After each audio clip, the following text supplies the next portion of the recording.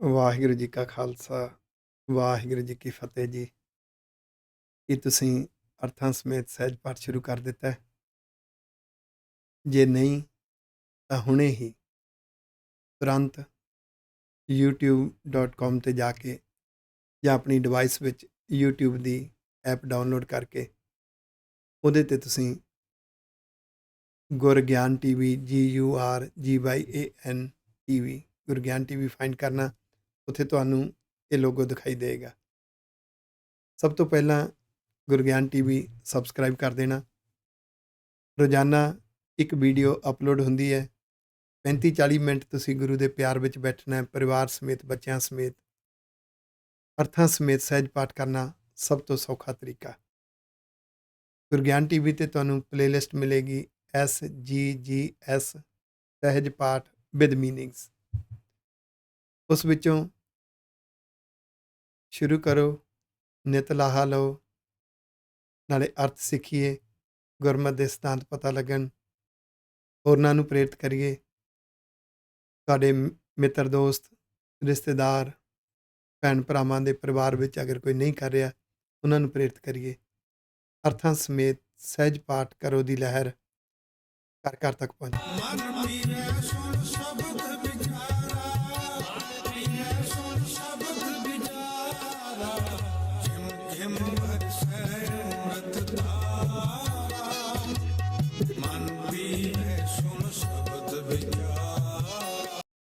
ਵਾਹਿਗੁਰੂ ਜੀ ਕਾ ਖਾਲਸਾ, ਵਾਹਿਗੁਰੂ ਜੀ ਕੀ ਫਤਿਹ। ਸ਼ੁਕਰ ਵਾਹਿਗੁਰੂ ਜੀ ਦਾ, ਅੱਜ ਆਪਾਂ ਦੀਦਾਰ ਕਰ ਰਹੇ ਹਾਂ ਸ੍ਰੀ ਗੁਰੂ ਗ੍ਰੰਥ ਸਾਹਿਬ ਜੀ ਦੇ ਪਾਵਨ ਅੰਗ 193 ਦੇ ਉੱਪਰ ਅੰਕਿਤ ਗੌੜੀ ਰਾਗ ਦਾ 135ਵਾਂ ਸ਼ਬਦ ਸ਼ੁਰੂ ਹੋ ਰਿਹਾ ਹੈ ਤੇ ਗੌੜੀ ਰਾਗ ਦੇ ਵਿੱਚ ਗੁਰੂ ਅਰਜਨ ਦੇਵ ਪਾਤਸ਼ਾਹ ਜੀ ਦਾ 66ਵਾਂ ਸ਼ਬਦ ਸ਼ੁਰੂ ਹੋ ਰਿਹਾ। 4-4 ਪਦਿਆਂ ਦੇ ਸ਼ਬਦ ਨੇ ਤੇ ਸਟਾਰਟਿੰਗ ਤੇ ਟਾਈਟਲ ਸੀ ਚੌਪਦੇ ਦੋ ਪਦੇ। ਦੋ ਪੰਕਤੀਆਂ ਦਾ ਇੱਕ ਪਦਾ ਹੈ ਤੇ 4 ਪਦਿਆਂ ਦਾ ਇੱਕ ਸ਼ਬਦ ਹੈ। ਆਓ ਦੀਦਾਰ ਕਰੀਏ ਜੀ।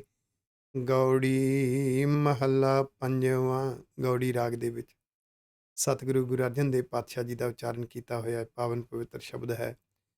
ਤੂੰ ਸਮਰੱਥ, ਤੂੰ ਹੈ ਮੇਰਾ ਸੁਆਮੀ। ਹੇ ਵਾਹਿਗੁਰੂ ਜੀ, ਤੁਸੀਂ ਸਰਬ ਸਮਰੱਥ ਹੋ, ਸਭ ਕੁਝ ਕਰ ਸਕਦੇ ਹੋ, ਸਾਰੀਆਂ ਸ਼ਕਤੀਆਂ ਦੇ ਮਾਲਕ ਹੋ।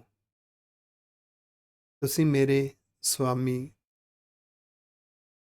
ਮਾਲਕ ਹੋ ਵਾਹਿਗੁਰੂ ਜੀ। ਮੈਂ ਤੁਹਾਡਾ ਦਾਸ ਹਾਂ, ਸੇਵਕ ਹਾਂ। ਸਭ ਕਿਛ ਤੁਮ ਤੇ, ਤੂੰ ਅੰਤਰਜਾਮੀ। ਵਾਹਿਗੁਰੂ ਜੀ,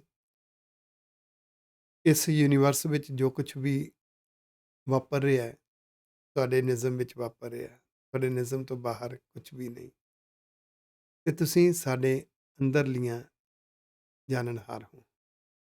ਸਾਡੀਆਂ ਭਾਵਨਾਵਾਂ, ਸਾਡੇ ਜਜ਼ਬੇ, ਵਾਹਿਗੁਰੂ ਜੀ ਤੁਸੀਂ ਸਭ ਜਾਣਦੇ ਹੋ। ਪਾਰ ਬ੍ਰਹਮ ਪੂਰਨ ਜਨ ਓਟ। ਵਾਹਿਗੁਰੂ ਜੀ, ਤੁਸੀਂ ਪਰਿਪੂਰਨ ਪਾਰ ਬ੍ਰਹਮ ਹੋ। ਸੇਵਕ ਨੂੰ, ਤੁਹਾਡੇ ਜਿਹੜੇ ਸੇਵਕ ਨੇ ਉਹਨਾਂ ਨੂੰ ਤੁਹਾਡਾ ਹੀ ਓਟ ਆਸਰਾ ਹੈ। ਤੇਰੀ ਸ਼ਰਨ ਉਦਰੈ ਜਨ ਕੋਟ ਰਹਾਓ। ਸੈਂਟਰਲ ਆਈਡੀਆ ਹੈ, ਤੁਹਾਡੀ ਜੋ ਸ਼ਰਨ ਪੈ ਜਾਂਦੇ ਨੇ, ਜੋ ਤੁਹਾਨੂੰ ਸਰੈਂਡਰ ਹੋ ਜਾਂਦੇ ਨੇ, ਰੱਬੀ ਉਪਦੇਸ਼ ਨੂੰ ਸਿਰ ਮਸਤਕ ਤੇ ਪ੍ਰਵਾਨ ਕਰਦੇ ਨੇ, ਗੁਰੂ ਦੀਆਂ ਸਿੱਖਿਆਵਾਂ ਨੂੰ ਪ੍ਰੈਕਟੀਕਲ ਜਿਉਂਦੇ ਨੇ, ਉਹ ਬੁਰੀਆਂ ਆਦਤਾਂ ਤੋਂ ਬਚ ਜਾਂਦੇ ਨੇ। ਤੇਰੀ ਸ਼ਰਨ ਉਧਰੈ ਜਨ ਕੋਟ। ਅਣਗਿਣਤ ਸੇਵਕ ਤੇਰੀ ਸ਼ਰਨ ਲੈ ਕੇ ਬਚ ਜਾਂਦੇ ਨੇ ਬੁਰੇ ਪ੍ਰਭਾਵਾਂ ਤੋਂ।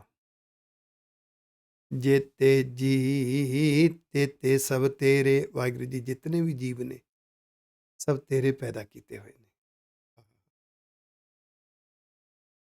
ਤੁਹਾਡੇ ਹੀ ਨਿਜ਼ਮ ਵਿੱਚ ਚੱਲ ਰਹੇ ਨੇ। ਤੁਮਰੀ ਕਿਰਪਾ ਤੇ ਸੁਖ ਕਨੇਰੇ। ਜਿਨ੍ਹਾਂ ਤੇ ਤੁਹਾਡੀ ਬਖਸ਼ਿਸ਼ ਹੁੰਦੀ ਹੈ ਵਾਹਿਗੁਰੂ ਜੀ, ਉਹਨਾਂ ਨੂੰ ਆਤਮਿਕ ਸੁੱਖ ਮਿਲਦਾ ਹੈ।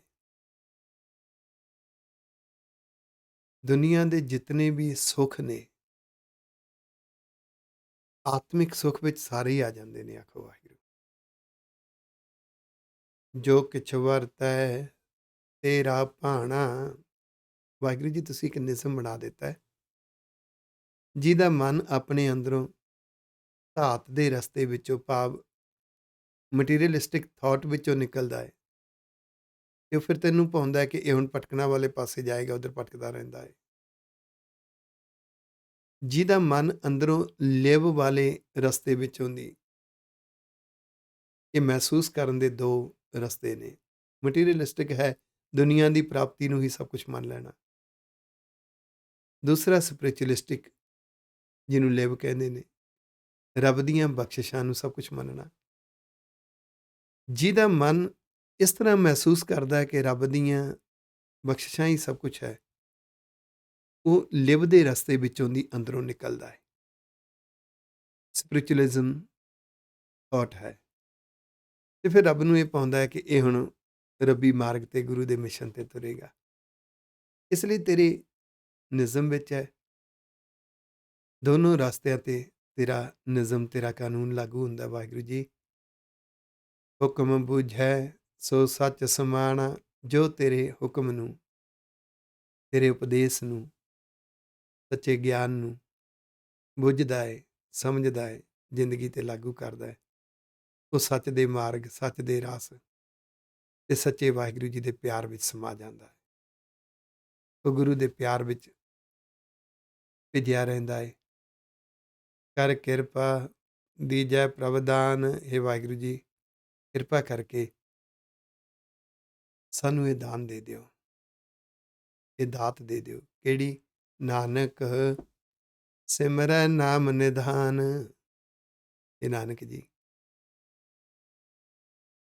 ਤੇਰੇ ਨਾਮ ਦਾ ਇੱਕ ਖਜ਼ਾਨਾ ਹੈ ਵਾਹਿਗੁਰੂ ਜੀ। ਉਹ ਖਜ਼ਾਨਾ ਸੱਚਾ ਗਿਆਨ ਹੈ, ਰੱਬੀ ਉਪਦੇਸ਼ ਹੈ, ਗੁਰੂ ਦੇ ਉਪਦੇਸ਼ ਨੇ।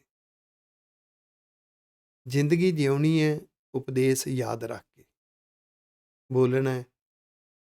ਗੁਰੂ ਸਾਹਿਬ ਕੀ ਕਹਿੰਦੇ ਨੇ, ਕਿਸ ਤਰ੍ਹਾਂ ਦਾ ਬੋਲਣਾ ਨਹੀਂ ਚਾਹੀਦਾ, ਕਿਸ ਤਰ੍ਹਾਂ ਦਾ ਬੋਲਣਾ ਚਾਹੀਦਾ ਹੈ। ਉਪਦੇਸ਼ ਯਾਦ ਹੋਏਗਾ ਤੇ ਬੋਲਾਂ ਤੇ ਸੰਜਮ ਹੋਏਗਾ। ਉਪਦੇਸ਼ ਯਾਦ ਨਾ ਹੋਇਆ ਤੇ ਬੋਲ ਮਨ ਦੇ ਰਸਾਂ ਵਿੱਚੋਂ ਨਿਕਲਣਗੇ, ਬੇਸੰਜਮੇ ਹੋ ਜਾਣਗੇ। ਸੁਣਨਾ ਬਹੁਤ ਕੁਝ ਐਸਾ ਹੈ ਜੋ ਰੱਬੀ ਉਪਦੇਸ਼, ਗੁਰੂ ਦੇ ਉਪਦੇਸ਼ ਅਨੁਸਾਰ ਨਹੀਂ ਸੁਣਨਾ ਚਾਹੀਦਾ। ਬਹੁਤ ਕੁਝ ਐਸਾ ਹੈ ਜਿਹੜਾ ਹਰ ਸਮੇਂ ਸੁਣਨ ਦੀ ਅੰਦਰ ਇੱਛਾ ਚਾਹੀਦੀ ਹੈ। ਉਪਦੇਸ਼ ਯਾਦ ਰਹੇਗਾ ਤੇ ਸੁਣਨ ਤੇ ਸੰਜਮ ਹੋਏਗਾ, ਨਹੀਂ ਤੇ ਰਸਾਂ ਦੇ ਵਿੱਚ ਬਹੁਤ ਕੁਝ ਐਸਾ ਸੁਣੇਗਾ ਜੋ ਨਹੀਂ ਚਾਹੀਦਾ। ਜਿਤਨੇ ਗਿਆਨ ਇੰਦਰੇ ਨੇ, ਕਰਮ ਇੰਦਰੇ ਨੇ, ਮਨ ਇਹਨਾਂ ਰਾਹੀਂ ਕਰਮ ਕਰਦਾ ਹੈ।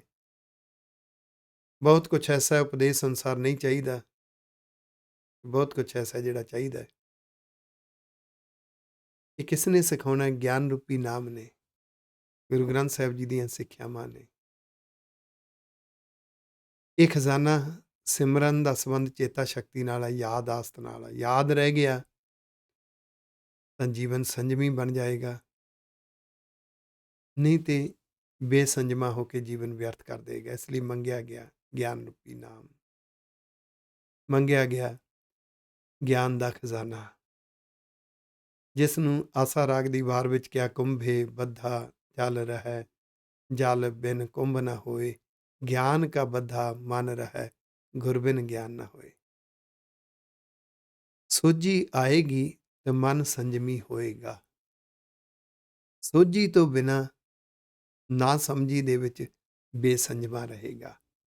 ਇਸ ਲਈ ਗਿਆਨ ਰੂਪੀ ਨਾਮ ਸਾਡੇ ਸੁਭਾਅ ਤੇ ਸੋਚ ਦੇ ਹਰ ਪਹਿਲੂ ਤੇ, ਹਰ ਹਿੱਸੇ ਤੇ ਲਾਗੂ ਹੁੰਦਾ ਹੈ। ਗਿਆਨ ਰੂਪੀ ਨਾਮ ਸਾਡੀ ਜ਼ਿੰਦਗੀ ਦੇ ਹਰ ਕਰਮ ਦੇ ਉੱਪਰ, ਹਰ ਵਿਚਾਰ, ਹਰ ਸੋਚ ਦੇ ਉੱਪਰ ਲਾਗੂ ਹੁੰਦਾ ਹੈ।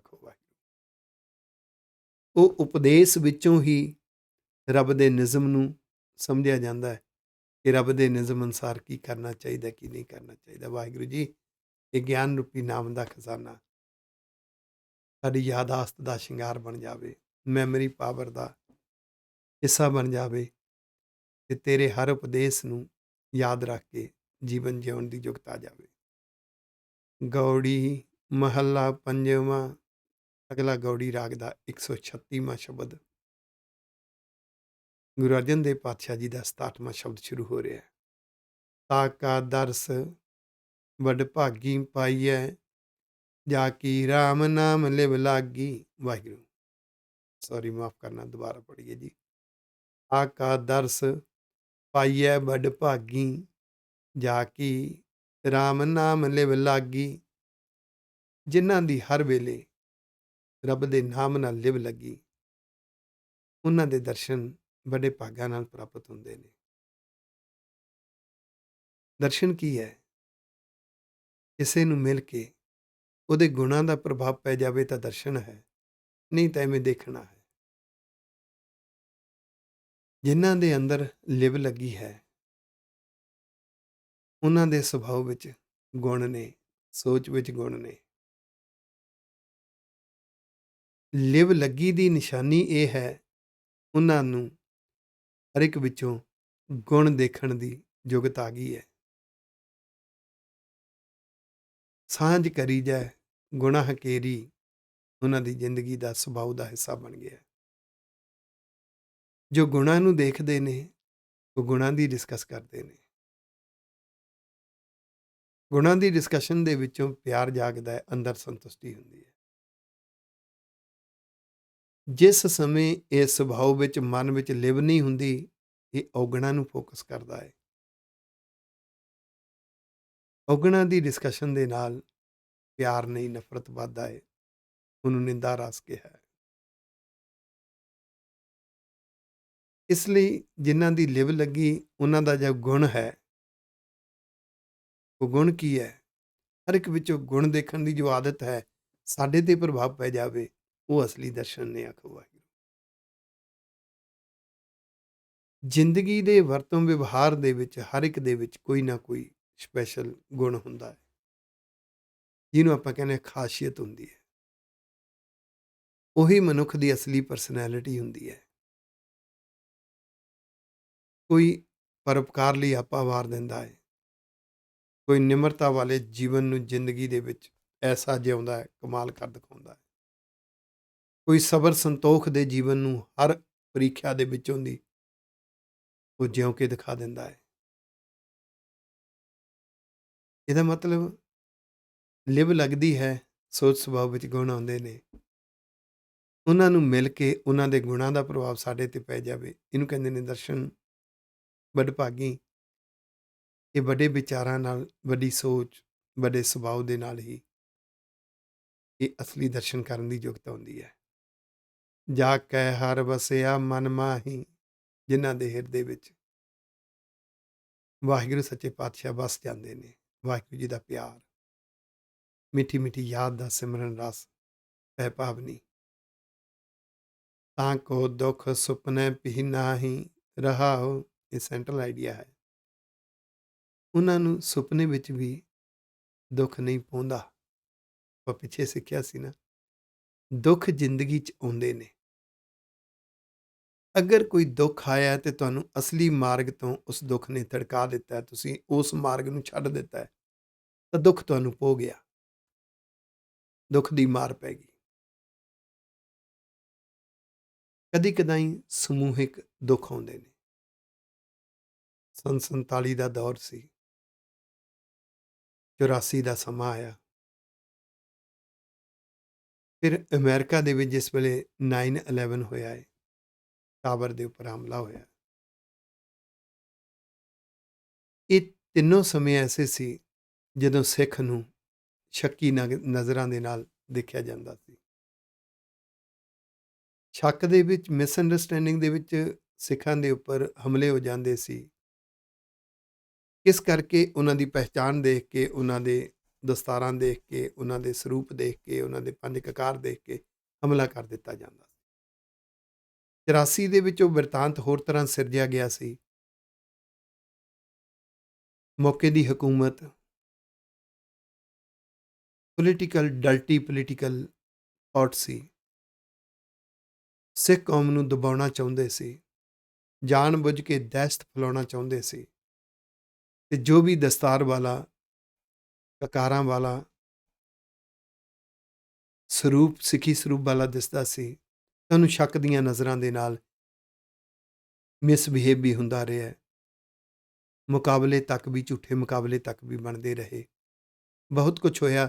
ਉਹਦੇ 'ਚ ਇੱਕ ਡਰ ਪੈਦਾ ਹੋਇਆ, ਇੱਕ ਦਹਿਸ਼ਤ ਪੈਦਾ ਹੋਈ। ਉਹ ਦਹਿਸ਼ਤ ਇੱਕ ਦੁੱਖ ਦੇ ਰੂਪ ਵਿੱਚ, ਸਮੂਹਿਕ ਦੁੱਖ ਦੇ ਰੂਪ ਵਿੱਚ ਆਈ।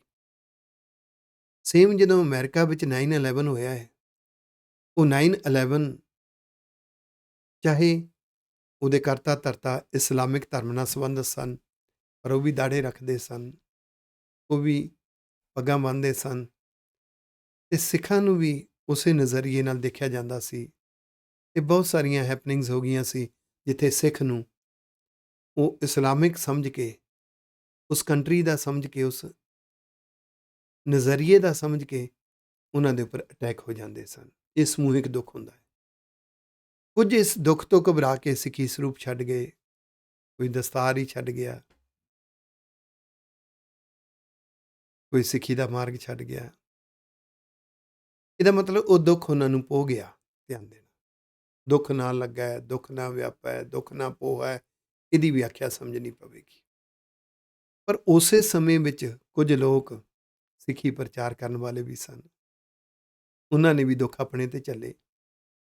ਕੁਝ ਐਸੇ ਜਿਨ੍ਹਾਂ ਤੇ ਸਿੱਖੀ ਪ੍ਰਚਾਰ ਕਰਨ ਕਰਕੇ ਹੀ ਝੂਠੇ ਉਹਨਾਂ ਦੇ ਮੁਕੱਦਮੇ ਪਾਏ ਗਏ। ਕੁਝ ਉਹ ਝੂਠੇ ਮੁਕੱਦਮੇ ਜਿੱਤ ਗਏ, ਕੁਝ ਝੂਠੇ ਮੁਕੱਦਮਿਆਂ ਦੇ ਵਿੱਚੋਂ ਸਜ਼ਾ ਭੁਗਤਦੇ ਰਹੇ, ਅੱਜ ਤੱਕ ਭੁਗਤਦੇ ਪਏ। ਪਰ ਉਹ ਆਪਣਾ ਮਾਰਗ ਨਹੀਂ ਛੱਡਿਆ, ਉਹਨਾਂ ਨੇ ਸਿੱਖੀ ਨਹੀਂ ਛੱਡੀ, ਸਿੱਖੀ ਸਰੂਪ ਨਹੀਂ ਛੱਡਿਆ, ਦਸਤਾਰ ਨਹੀਂ ਛੱਡੀ। ਇਸੇ ਤਰ੍ਹਾਂ 9/11 ਦੇ ਵਿੱਚ ਕੁਝ ਉਹ ਵੀ ਸਨ ਜਿਨ੍ਹਾਂ ਨੇ ਸਿੱਖੀ ਪ੍ਰਚਾਰ ਐਸਾ ਕੀਤਾ, ਅਮਰੀਕਾ ਦੀਆਂ ਇੰਟੈਲੀਜੈਂਸੀਜ਼, ਅਮਰੀਕਾ ਦੀ ਪੁਲਿਸ ਡਿਪਾਰਟਮੈਂਟ, ਅਮਰੀਕਾ ਦਾ ਪੋਲੀਟੀਕਲ ਸਟਰਕਚਰ, ਉਹਨਾਂ ਨੂੰ ਜਾ ਕੇ ਸਮਝਾਇਆ ਕਕਾਰ ਕੀ ਹੁੰਦੇ ਨੇ, ਔਰ ਉਹਦਾ ਸਦਕਾ ਰਿਜ਼ਲਟ ਇਹ ਆਇਆ ਕਿ ਕਿਰਪਾਨ ਪਹਿਨਣ ਦਾ ਅਧਿਕਾਰ ਵੀ ਮਿਲਿਆ। ਲੋਕਾਂ 'ਚ ਜਾਗ੍ਰਿਤੀ ਹਾਲੇ ਵੀ ਪੈਦਾ ਕੀਤੀ ਜਾਂਦੀ ਹੈ। ਤਾਂ ਇਹਦਾ ਮਤਲਬ ਦੁੱਖ ਤਾਂ ਉਹਨਾਂ ਲਈ ਵੀ ਸੀ, ਪਰ ਉਹਨਾਂ ਨੂੰ ਦੁੱਖ ਪੋਇਆ ਨਹੀਂ, ਆਖੋ ਵਾਹਿਗੁਰੂ। ਕਹਿ ਸਕਦੇ ਹਾਂ ਕਿ ਉਹਨਾਂ ਨੂੰ ਦੁੱਖ ਸੁਪਨੇ ਵਿੱਚ ਵੀ ਨਹੀਂ ਆਇਆ। ਇਸ ਲਈ ਦੁੱਖ ਆ ਜਾਣਾ ਹੋਰ ਗੱਲ ਹੁੰਦੀ ਹੈ। ਦੁੱਖ ਜਦੋਂ ਪਹੁੰਚਦਾ ਹੈ ਨਾ, ਉਹਨੂੰ ਅਸਲੀ ਮਾਰਗ ਤੋਂ ਥਿੜਕਾ ਦਿੰਦਾ ਹੈ। ਅਤੇ ਪਰ ਜਿਨ੍ਹਾਂ ਦੇ ਅੰਦਰ ਰੱਬ ਦਾ ਪਿਆਰ ਵਸਦਾ ਹੈ, ਆਪਣੇ ਗੁਰੂ ਦਾ ਪਿਆਰ ਵਸਦਾ ਹੈ, ਆਪਣੇ ਧਰਮ ਦਾ ਪਿਆਰ ਵਸਦਾ ਹੈ, ਦੁੱਖ ਉਹਨਾਂ ਨੂੰ ਮਾਰਗ ਤੋਂ ਥਿੜਕਾ ਨਹੀਂ ਸਕਦੇ, ਆਖੋ ਵਾਹਿਗੁਰੂ। ਇਹ ਰਹਾਉ ਪਤਾ ਹੈ ਇਸ ਸ਼ਬਦ ਦਾ, ਸਰਬ ਨਿਧਾਨ ਰਾਖੇ ਜਨ ਮਾਹੇ।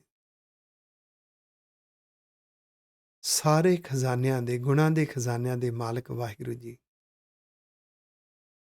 ਆਪਣੇ ਸੇਵਕਾਂ ਨੂੰ, ਜਨ ਸੇਵਕ, ਉਹਨਾਂ ਨੂੰ ਗੁਣ ਦਿੰਦੇ ਨੇ, ਪਰਉਪਕਾਰ ਦਿੰਦੇ ਨੇ, ਜਜ਼ਬਾ ਦਿੰਦੇ ਨੇ, ਸਿਦਕ ਦਿੰਦੇ, ਲਿਵ ਦੇ ਦਿੰਦੇ ਨੇ, ਜਾਨੂਨ ਦੇ ਦਿੰਦੇ ਨੇ, ਜਿਸ ਕਰਕੇ ਉਹ ਉਸ ਤੋਂ ਬਚ ਜਾਂਦੇ ਨੇ। ਵਾਹਿਗੁਰੂ ਜੀ ਰੱਖਿਆ ਕਰਦੇ ਨੇ, ਉਹ ਮਾਰਗ ਤੋਂ ਥਿੜਕਦੇ ਨਹੀਂ।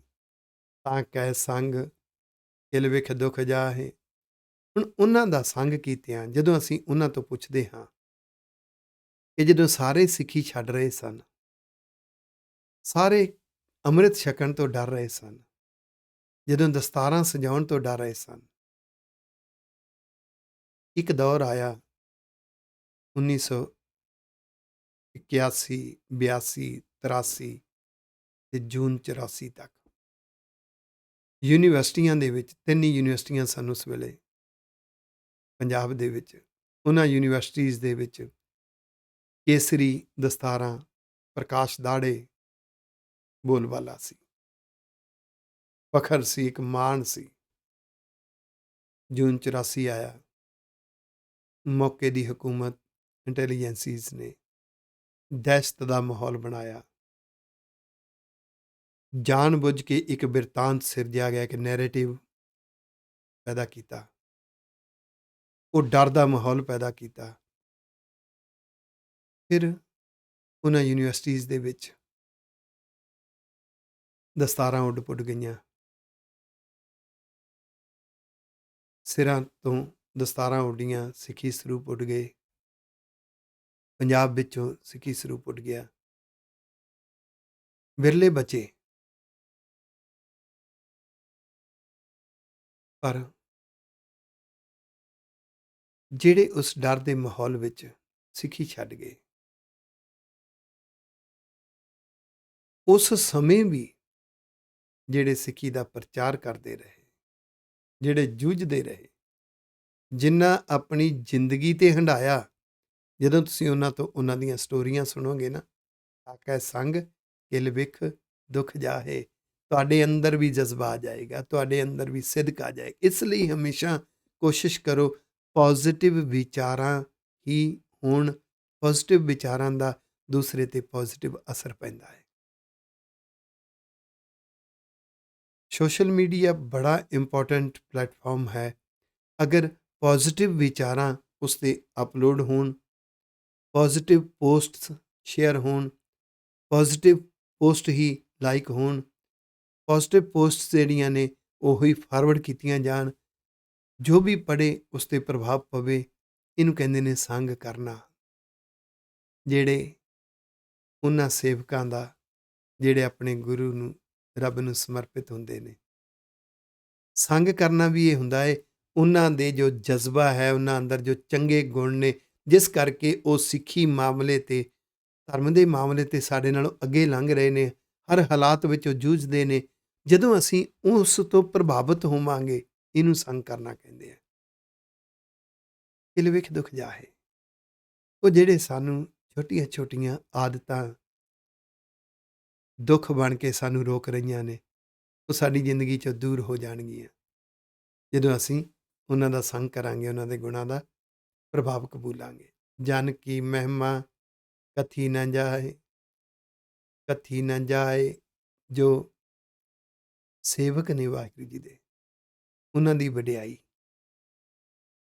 ਉਹਨਾਂ ਦੇ ਕੋਲ ਜੋ ਰੱਬੀ ਦਾਤਾਂ ਨੇ, ਸਿਦਕ ਹੈ, ਪਰਉਪਕਾਰ ਦੀ ਭਾਵਨਾ ਹੈ, ਗੁਰੂ ਨਾਲ ਗੂੜੀ ਪ੍ਰੀਤ ਹੈ, ਸਿੱਖੀ ਜਜ਼ਬਾ ਹੈ, ਉਹ ਕਥਨ ਨਹੀਂ ਹੋ ਸਕਦਾ, ਐਕਸਪਲੇਨ ਨਹੀਂ ਹੋ ਸਕਦਾ। ਜਦੋਂ ਤੁਸੀਂ ਮਾਣੋਗੇ ਤਦ ਹੀ ਤੁਹਾਨੂੰ ਪਤਾ ਲੱਗੇਗਾ, ਕਿਉਂਕਿ ਹਰ ਮਨੁੱਖ ਦਾ ਆਪਣਾ ਆਪਣਾ ਐਕਸਪੀਰੀਅੰਸ ਲੈਵਲ ਹੈ, ਆਪਣਾ ਆਪਣਾ ਸੁਭਾਅ, ਆਪਣਾ ਆਪਣੀ ਸੋਚ ਹੈ। ਇੱਕ ਵਿਅਕਤੀ ਬਚਪਨ ਤੋਂ ਸਿੱਖੀ ਦੇ ਵਿੱਚ ਹੈ, ਉਹਦੇ ਬਾਪ ਦਾਦੇ, ਪੜਦਾਦੇ, ਪਿਛਲੀਆਂ ਪੀੜ੍ਹੀਆਂ ਅੰਮ੍ਰਿਤਧਾਰੀ ਸਨ। ਇਹ ਕਹਿ ਲਓ ਕਿ ਸਿੰਘ ਤੇ ਕੌਰ ਸ਼ਬਦ ਗੁਰੂ ਤੋਂ ਸ਼ੁਰੂ ਹੋਇਆ। ਗੁਰੂ ਪਾਤਸ਼ਾਹ ਨੇ ਜਦੋਂ ਅੰਮ੍ਰਿਤ ਛਕਾਇਆ, ਤੇ ਉਹਨਾਂ ਦੀ ਪੀੜ੍ਹੀ ਦੇ ਵਿੱਚ ਇਹ ਪ੍ਰਥਾ ਚੱਲਦੀ ਰਹੀ। ਬਚਪਨ ਤੋਂ ਉਸ ਨੂੰ ਸਿੱਖੀ ਮਿਲੀ, ਉਹਨੇ ਟੀਨਏਜ, ਜਵਾਨੀ ਸਿੱਖੀ ਵਿੱਚ ਲੰਘਾਈ, ਜਿਉਇਆ। ਦੂਸਰੇ ਪਾਸੇ ਉਹ ਮਨੁੱਖ ਜਿਹਦੇ ਪਿਛਲੀ ਪੀੜ੍ਹੀ ਵਿੱਚ ਅੰਮ੍ਰਿਤ ਨਹੀਂ, ਜਿਹਨੂੰ ਬਚਪਨ 'ਚ ਨਹੀਂ ਮਿਲਿਆ, ਟੀਨਏਜ 'ਚ ਨਹੀਂ ਮਿਲਿਆ, ਜਵਾਨੀ 'ਚ ਨਹੀਂ ਮਿਲਿਆ, ਉਹ ਇਸ ਚੀਜ਼ ਨੂੰ ਨਹੀਂ ਸਮਝ ਸਕੇਗਾ। ਉਹਨੂੰ ਇਸ ਦੀ ਵੈਲਿਊ ਨਹੀਂ ਪਤਾ ਲੱਗ ਸਕੇਗੀ। ਇਸ ਲਈ ਕਥਨ ਨਹੀਂ ਹੋ ਸਕਦਾ, ਕਿਉਂਕਿ ਕਥਨ ਕਰਨ ਵੇਲੇ ਉਹ ਕਥਨ ਤਦ ਹੀ ਸਫਲ ਹੋਏਗਾ ਜੇ ਸਾਹਮਣੇ ਵਾਲਾ ਉਸ ਲੈਵਲ 'ਤੇ ਆਏਗਾ।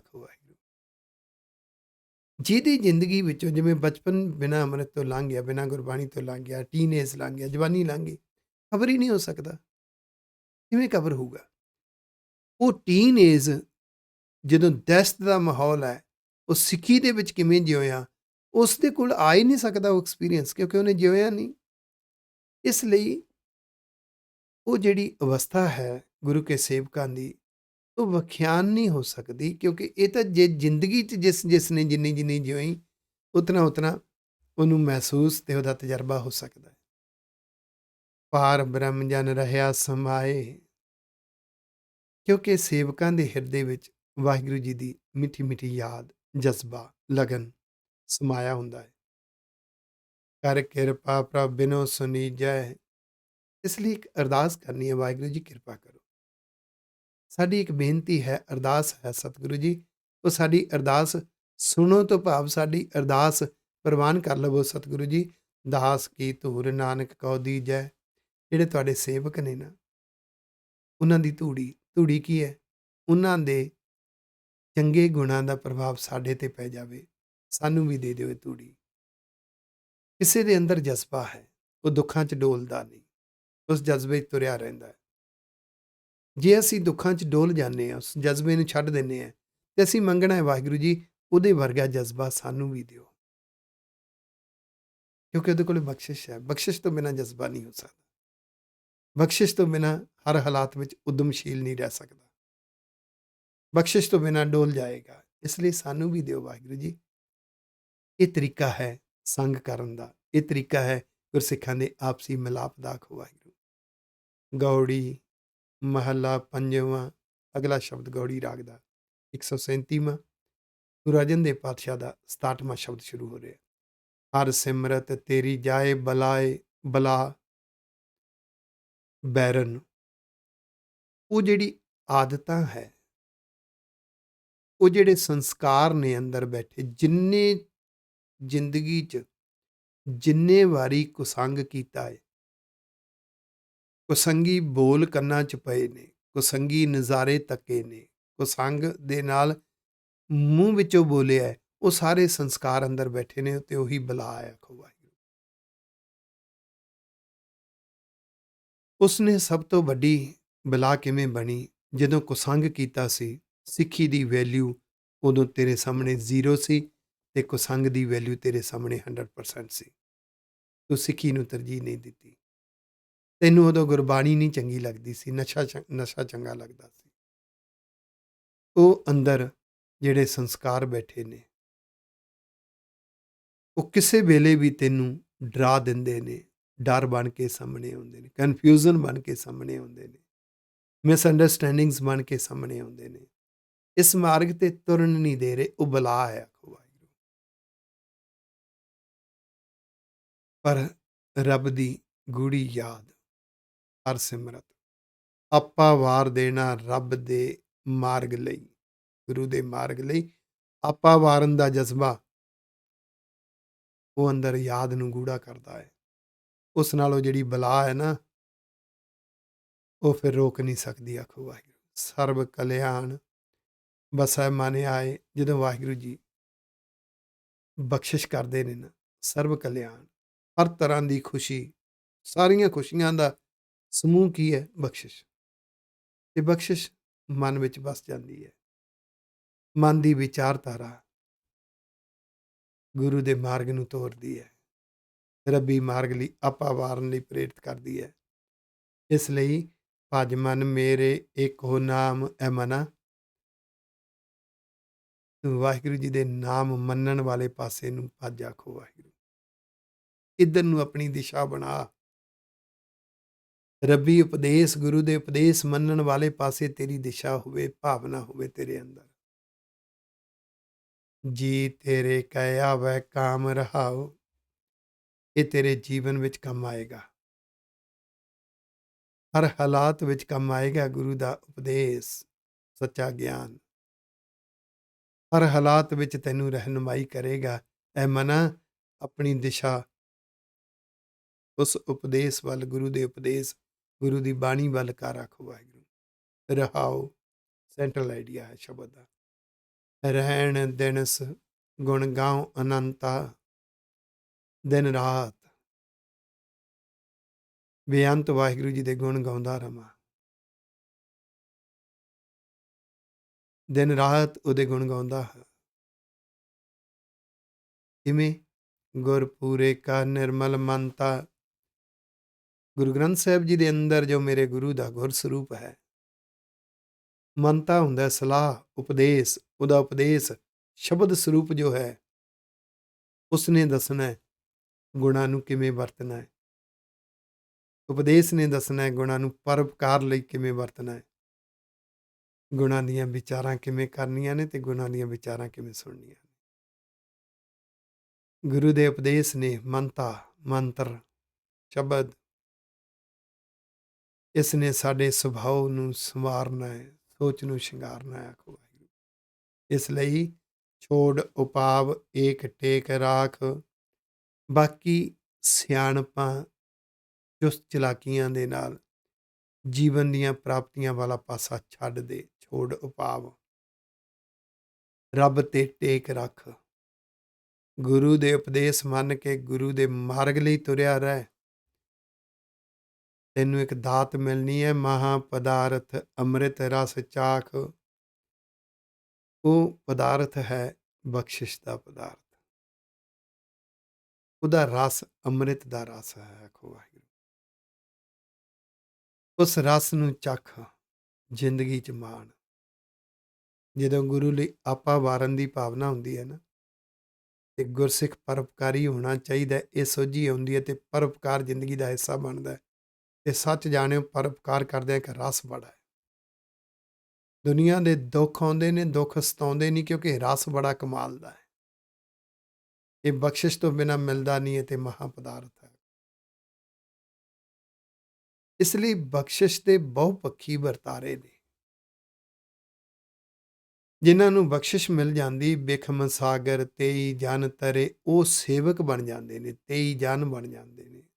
ਉਹ 23 ਦੇ ਅਰਥ ਉਹ ਜਨ ਸੇਵਕ। ਇਹ ਸੰਸਾਰ ਸਮੁੰਦਰ ਦੀਆਂ ਲਹਿਰਾਂ ਨੂੰ ਤਰਨਾ ਬੜਾ ਔਖਾ ਹੈ, ਬਿਖਮ ਹੈ। ਦੁੱਖ ਆ ਜਾਣ ਫਿਰ ਵੀ ਤੁਰਨਾ ਬੜਾ ਔਖਾ ਹੁੰਦਾ ਹੈ। ਵਿਘਨ ਰੁਕਾਵਟਾਂ ਆ ਜਾਣ ਫਿਰ ਵੀ ਮਿਸ਼ਨ ਤੇ ਤੁਰਦੇ ਰਹਿਣਾ ਬੜਾ ਔਖਾ ਹੁੰਦਾ ਹੈ। ਪਰ ਬਖਸ਼ਿਸ਼ ਦੇ ਨਾਲ ਉਹ ਤੁਰਦੇ ਰਹਿੰਦੇ ਨੇ, ਤਰ ਜਾਂਦੇ ਨੇ, ਮੈਨੇਜ ਕਰ ਲੈਂਦੇ ਨੇ ਇਹਨਾਂ ਦੁੱਖਾਂ ਰੁਕਾਵਟਾਂ ਨੂੰ। ਨਾਨਕ ਜਾਂ ਕੋ ਨਦਰ ਕਰੇ, ਇਹ ਨਾਨਕ ਜੀ, ਜਿਨ੍ਹਾਂ ਤੇ ਬਖਸ਼ਿਸ਼ ਹੁੰਦੀ ਹੈ ਉਹੀ ਤੁਰ ਸਕਦੇ ਨੇ। ਜੋ ਡੋਲ ਜਾਂਦੇ ਨੇ, ਉਲਝ ਜਾਂਦੇ ਨੇ, ਉਹ ਬਖਸ਼ਿਸ਼ ਤੋਂ ਸਖਣੇ ਹੁੰਦੇ ਨੇ। ਆਖੋ ਵਾਹਿਗੁਰੂ। ਗੌੜੀ ਮਹੱਲਾ ਪੰਜਵਾਂ, ਅਗਲਾ ਗੌੜੀ ਰਾਗ ਦਾ ਸ਼ਬਦ ਗੁਰੂ ਅਰਜਨ ਦੇਵ ਸਾਹਿਬ ਜੀ ਦਾ। ਹਿਰਦੈ ਚਰਨ ਕਮਲ ਪ੍ਰਭ ਧਾਰੇ, ਜਿਨ੍ਹਾਂ ਨੇ ਵਾਹਿਗੁਰੂ ਜੀ ਦੇ ਚਰਨ ਕਮਲ, ਵਾਹਿਗੁਰੂ ਜੀ ਦੇ ਚਰਨ ਕਮਲ ਕੀ ਹੈ? ਗੁਣ। ਗੁਣਾਂ ਨੂੰ ਹਿਰਦੇ 'ਚ ਰੱਖਣਾ ਕੀ ਹੈ? ਗੁਣਾਂ ਵਾਲਾ ਜੀਵਨ ਜਿਉਣਾ ਤੇ ਗੁਣਾਂ ਨਾਲ ਪਰਉਪਕਾਰ ਕਰਨਾ। ਵਿਚਾਰ ਕਰਨੀ ਗੁਣਾਂ ਦੇ ਦਾਇਰੇ ਵਿੱਚ, ਸੁਣਨੀ ਗੁਣਾਂ ਦੇ ਦਾਇਰੇ ਵਿੱਚ। ਪੂਰੇ ਸਤਿਗੁਰ ਮਿਲ ਨਿਸਤਾਰੇ, ਉਹ ਸਤਿਗੁਰ ਸਰੂਪ ਨਾਲ ਉਹਨਾਂ ਦਾ ਮਿਲਾਪ ਹੁੰਦਾ, ਗੁਰੂ ਦੀ ਆਵਾਜ਼ ਨਾਲ, ਗੁਰੂ ਦੇ ਉਪਦੇਸ਼ ਨਾਲ। ਉਪਦੇਸ਼ ਨੂੰ ਮੰਨ ਕੇ ਉਹ ਜ਼ਿੰਦਗੀ ਨੂੰ ਮੈਨੇਜ ਕਰਦੇ ਨੇ। ਉਹਨਾਂ ਆਦਤਾਂ ਤੋਂ ਵਿੱਚ ਡੁੱਬਣ ਤੋਂ ਬਚ ਜਾਂਦੇ ਨੇ, ਜਿਹੜੀਆਂ ਆਦਤਾਂ ਇਸ ਮਾਰਗ ਤੇ ਤੁਰਨ ਤੋਂ ਰੋਕਦੀਆਂ ਨੇ। ਗੋਬਿੰਦ ਗੁਣ ਗਾਵੋ ਮੇਰੇ ਭਾਈ, ਗੋਬਿੰਦ ਗੁਣ ਗਾਵੋ ਮੇਰੇ ਭਾਈ। ਐ ਮੇਰੇ ਭਾਈ ਗੁਰਸਿੱਖ ਪਿਆਰਿਓ, ਵਾਹਿਗੁਰੂ ਜੀ ਦੇ ਗੁਣਾਂ ਨੂੰ ਗਾਓ। ਤਿੰਨ ਚੀਜ਼ਾਂ ਗੁਣਾਂ ਨੂੰ ਗਾਉਣ ਦਾ ਤਰੀਕਾ। ਗੁਣਾਂ ਨੂੰ ਜ਼ਿੰਦਗੀ 'ਚ ਜਿਉਵੋ, ਗੁਣਾਂ ਨਾਲ ਪਰਉਪਕਾਰ ਕਰੋ, ਗੁਣਾਂ ਦੀਆਂ ਵਿਚਾਰਾਂ ਕਰੋ ਤੇ ਸੁਣੋ। ਮਿਲ ਸਾਧੂ ਹਰ ਨਾਮ ਧਿਆਈ ਰਹਾਓ, ਗੁਰੂ ਨੂੰ ਮਿਲ ਕੇ ਗਿਆਨ ਰੂਪੀ ਨਾਮ ਦਾ ਧਿਆਨ ਰੱਖਣਾ ਸਿੱਖੀ। ਆਖੋ ਵਾਹਿਗੁਰੂ। ਗੁਰੂ ਦੇ ਉਪਦੇਸ਼ ਨੂੰ ਧਿਆਨ ਵਿੱਚ ਰੱਖ ਕੇ ਜੀਵਨ ਜਿਉਣ ਦੀ ਜੁਗਤ ਸਿੱਖੀ। ਦੁਰਲਭ ਦੇਹ ਹੋਈ ਪ੍ਰਵਾਨ, ਫਿਰ ਅੰਦਰ ਜਿਹੜਾ ਆਤਮਿਕ ਜੀਵਨ ਹੋਏਗਾ ਨਾ, ਇਹ ਦੁਰਲਭ ਦੇਹ ਹੈ। ਇੱਥੇ ਦੇਹ ਦਾ ਅਰਥ ਸਰੀਰ ਨਹੀਂ ਹੈ। ਉਹ ਆਤਮਿਕ ਜੀਵਨ ਹੈ ਜਿਹੜਾ ਗੁਰਮੁਖ ਜੀਵਨ ਹੈ, ਗੁਰਮਤਿ ਦਾ ਧਾਰਨੀ ਜੀਵਨ ਹੈ। ਉਹ ਜਿਹੜਾ ਗੁਰੂ ਵਰਸਾਇਆ ਹੋਇਆ ਜੀਵਨ ਹੈ, ਉਹ ਦੁਰਲਭ ਹੈ, ਅਨਮੋਲ ਹੈ। ਉਹੀ ਪ੍ਰਵਾਨ ਹੁੰਦਾ ਵਾਹਿਗੁਰੂ ਜੀ ਦੀਆਂ ਨਜ਼ਰਾਂ 'ਚ। ਰੱਬ ਦੇ ਨਿਜ਼ਮ ਵਿੱਚ ਉਹ ਪ੍ਰਵਾਨ ਹੋ ਜਾਂਦਾ ਹੈ। ਉਹ ਪ੍ਰਾਪਤ ਕਿੱਥੋਂ ਹੁੰਦਾ? ਸਤਿਗੁਰ ਤੇ ਪਾਇਆ ਨਾਮ ਨਿਸ਼ਾਨ। ਮੇਰੇ ਗੁਰੂ ਗ੍ਰੰਥ ਸਾਹਿਬ ਜੀ ਦੇ ਅੰਦਰ ਜੋ ਸਤਿਗੁਰ ਸਰੂਪ ਹੈ, ਸੱਚਾ ਗਿਆਨ, ਗੁਰੂ ਦੀ ਆਵਾਜ਼, ਰੱਬ ਦੀ ਆਵਾਜ਼, ਉਸ ਉਪਦੇਸ਼ ਨੂੰ ਮੰਨ ਕੇ, ਉਸ ਆਵਾਜ਼ ਨੂੰ ਫੋਲੋ ਕਰਕੇ, ਇਹ ਗਿਆਨ ਰੂਪੀ ਨਾਮ ਐਸਾ ਹੈ, ਜ਼ਿੰਦਗੀ ਦੇ ਹਰ ਹਾਲਾਤ ਵਿੱਚੋਂ ਇਹਨੇ ਪਾਰ ਲੰਘਾ ਦੇਣਾ ਹੈ। ਨਿਸ਼ਾਨ, ਨਿਸ਼ਾਨ ਆਮ ਤੌਰ ਤੇ ਆਇਡੈਂਟੀਟੀ ਕਾਰਡ ਹੁੰਦਾ ਹੈ। ਉਹਨੂੰ ਨਿਸ਼ਾਨੀ ਹੈ ਉਹਦੇ ਕੋਲੇ। ਅੱਗੋਂ ਕੋਈ ਰੋਕ ਰਿਹਾ, ਆਇਡੈਂਟੀ ਕਾਰਡ ਦਿਖਾਉਂਦਾ ਹੈ, ਲੰਘ ਜਾਂਦਾ ਹੈ। ਹਾਲਾਤ ਰੋਕਦੇ ਨੇ, ਵਿਘਨ ਰੋਕਦੇ ਨੇ, ਰੁਕਾਵਟਾਂ ਰੋਕਦੀਆਂ ਨੇ। ਗੁਰੂ ਦੇ ਉਪਦੇਸ਼ ਮੰਨਣ ਦੀ ਭਾਵਨਾ ਐਸੀ ਹੈ, ਐਸਾ ਨਿਸ਼ਾਨ ਬਣਦਾ, ਉਹਨਾਂ ਦੁੱਖਾਂ ਰੁਕਾਵਟਾਂ ਦੇ ਵਿੱਚੋਂ ਦੀ ਪਾਰ ਲੰਘਾ ਦਿੰਦਾ। ਹਰ ਸਿਮਰਤ ਪੂਰਨ ਪਦ ਪਾਇਆ, ਜਿਨ੍ਹਾਂ ਦੇ ਅੰਦਰ ਵਾਹਿਗੁਰੂ ਜੀ ਦੀ ਮਿੱਠੀ ਮਿੱਠੀ ਯਾਦ ਦਾ ਸਿਮਰਨ ਰਸ ਹੁੰਦਾ ਹੈ, ਉਹਨਾਂ ਨੂੰ ਗੁਰਮੁਖ ਸੁਭਾਅ ਵਾਲਾ, ਗੁਰਮਤਿ ਸੋਚ ਵਾਲਾ ਅਵਸਥਾ, ਇਹਨੂੰ ਪੂਰਨ ਪਦ ਕਿਹਾ, ਇਹ ਪ੍ਰਾਪਤ ਹੋ ਜਾਂਦੀ ਹੈ। ਸਾਧ ਸੰਗ ਭਰਮ ਮਿਟਾਇਆ, ਗੁਰੂ ਕੀ ਸੰਗਤ ਕਰਕੇ ਉਹਨਾਂ ਦੇ ਅੰਦਰੋਂ ਭਰਮ ਮਿਟ ਜਾਂਦਾ ਹੈ।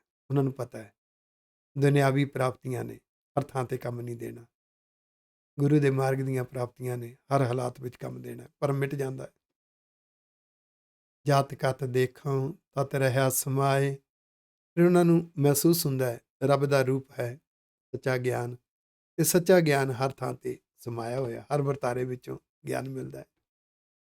ਸਾਡੇ ਅੰਦਰ ਬਾਹਰ ਤੇ ਰੱਬ ਦਾ ਰੂਪ ਹੈ, ਉਹਦੀਆਂ ਸ਼ਕਤੀਆਂ ਸ਼ਕਤੀਆਂ ਬਣ ਕੇ ਹਰ ਥਾਂ ਤੇ ਹੈ। ਰੱਬ ਦਾ ਰੂਪ ਹੈ ਗੁਣ, ਉਹ ਗੁਣ ਬਣ ਕੇ ਹਰ ਥਾਂ ਤੇ ਸਮਾਇਆ ਹੋਇਆ।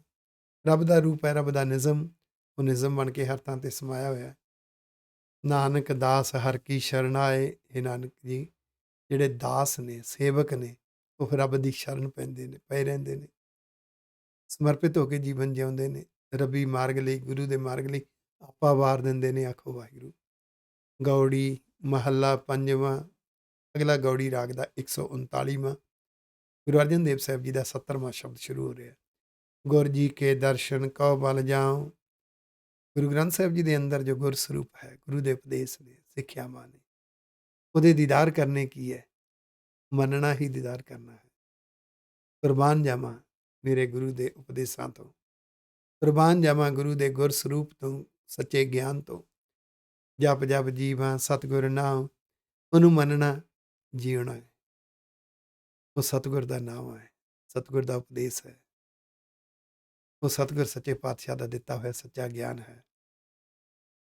ਉਹਨੂੰ ਮੰਨਦਾ ਰਵਾਂ ਤਾਂ ਹੀ ਆਤਮਿਕ ਜੀਵਨ ਜਿਉਂਦਾ ਹਾਂ। ਉਹਨੂੰ ਮੰਨ ਕੇ, ਗੁਰੂ ਦੇ ਉਪਦੇਸ਼ ਨੂੰ ਮੰਨ ਕੇ, ਜਪ ਜਪ ਕੇ ਜੀਵਾਂ ਆਤਮਿਕ ਜੀਵਨ ਜਿਉਂਦਾ ਹਾਂ। ਗੁਰੂ ਦੇ ਮਾਰਗ ਦੇ ਜਜ਼ਬੇ ਵਾਲਾ ਜੀਵਨ ਜਿਉਂਦਾ ਹਾਂ। ਪਾਰ ਬ੍ਰਹਮ ਪੂਰਨ ਗੁਰਦੇਵ, ਵਾਹਿਗੁਰੂ ਸੱਚੇ ਪਾਤਸ਼ਾਹ ਦਾ ਰੂਪ ਹੈ ਗੁਰਦੇਵ। ਗੁਰਦੇਵ ਗੁਰੂ ਗ੍ਰੰਥ ਸਾਹਿਬ ਜੀ ਦੇ ਅੰਦਰ ਜੋ ਗੁਰ ਸਰੂਪ ਹੈ ਨਾ, ਉਹਨੇ ਸੋਝੀ ਪ੍ਰਕਾਸ਼ ਦੇਣਾ। ਗੁਰਦੇਵ, ਗੁਰ ਉਪਦੇਸ਼, ਦੇਵ ਸੋਝੀ ਦਾ ਪ੍ਰਕਾਸ਼ ਦੇਣ ਵਾਲਾ। ਉਹ ਕੀ ਹੈ? ਸੱਚਾ ਗਿਆਨ ਹੈ। ਤੇ ਉਹ ਸੱਚਾ ਗਿਆਨ ਰੱਬ ਦਾ ਹੀ ਰੂਪ ਹੈ। ਰੱਬ ਖੁਦ ਸੱਚਾ ਗਿਆਨ ਹੈ। ਆਖੋ ਵਾਹਿਗੁਰੂ। ਪਰਬ੍ਰਹਮ ਪੂਰਨ ਹੈ। ਹਰ ਕਿਰਪਾ ਲਾਗੋਂ ਤੇਰੀ ਸੇਵ ਰਹਾਓ। ਰਹਾਓ ਸੈਂਟਰਲ ਆਈਡੀਆ ਹੈ। ਕਿਰਪਾ ਕਰੋ ਵਾਹਿਗੁਰੂ ਜੀ, ਤੁਹਾਡਾ ਜੋ ਗੁਰਦੇਵ ਸਰੂਪ ਹੈ, ਜੋ ਤੁਹਾਡੇ ਉਪਦੇਸ਼ ਦਾ, ਸੱਚੇ ਗਿਆਨ ਦਾ ਸਰੂਪ ਹੈ, ਉਹਦੀ ਸੇਵਾ ਵਿੱਚ ਲੱਗਾ। ਭਾਵ ਮੰਨ ਕੇ ਜੀਵਨ ਜਿਉਵਾਂ, ਮੰਨਣ ਦੀ ਭਾਵਨਾ ਵਿੱਚ। ਉਹਦੇ ਨਾਲ ਫਿਰ ਬਖਸ਼ਿਸ਼ ਹੁੰਦੀ ਹੈ। ਕਿਵੇਂ? ਚਰਨ ਕਮਲ ਹਿਰਦੈ ਉਰ ਧਾਰੀ। ਫਿਰ ਰੱਬ ਦੇ ਚਰਨ, ਰੱਬ ਦੇ ਗੁਣ ਹਿਰਦੇ 'ਚ ਵਸ ਜਾਂਦੇ ਨੇ। ਉਪਦੇਸ਼ ਮੰਨਦਿਆਂ ਗੁਣ ਹੀ ਗੁਣ ਆ ਜਾਂਦੇ ਨੇ। ਗੁਣਾਂ ਨਾਲ ਪਰਉਪਕਾਰ, ਗੁਣਾਂ ਨਾਲ ਜ਼ਿੰਦਗੀ, ਗੁਣਾਂ ਦੀਆਂ ਵਿਚਾਰਾਂ। ਆਹਾ, ਗੁਣੀ ਜ਼ਿੰਦਗੀ ਦਾ ਹਿੱਸਾ ਬਣ ਜਾਂਦਾ ਹੈ। ਮਨ ਤਨ ਧਨ ਗੁਰ ਪ੍ਰਾਨ ਆਧਾਰੀ। ਫਿਰ ਪਤਾ ਲੱਗਦਾ ਜੋ ਗੁਰ ਸਰੂਪ ਹੈ, ਗੁਰੂ ਦਾ ਉਪਦੇਸ਼, ਸੱਚਾ ਗਿਆਨ ਹੈ, ਜੋ ਉਹੀ ਆਤਮਿਕ ਜੀਵਨ ਦੇ ਪ੍ਰਾਣ ਨੇ, ਉਹੀ ਆਸਰਾ ਹੈ। ਮਨ ਵਿੱਚ ਵਸ ਜਾਂਦਾ ਹੈ, ਤਨ ਵਿੱਚ ਵਸ ਜਾਂਦਾ, ਧਨ ਵਿੱਚ ਵਸ ਜਾਂਦਾ। ਮਨ 'ਚ ਵਸਦਾ ਹੈ ਵਿਚਾਰ, ਗੁਰੂ ਦੇ ਉਪਦੇਸ਼ ਸੰਸਾਰ ਬਣ ਜਾਂਦੇ ਨੇ। ਸੁਭਾਓ ਗੁਰੂ ਉਪਦੇਸ਼ ਸੰਸਾਰ ਬਣ ਜਾਂਦਾ ਹੈ।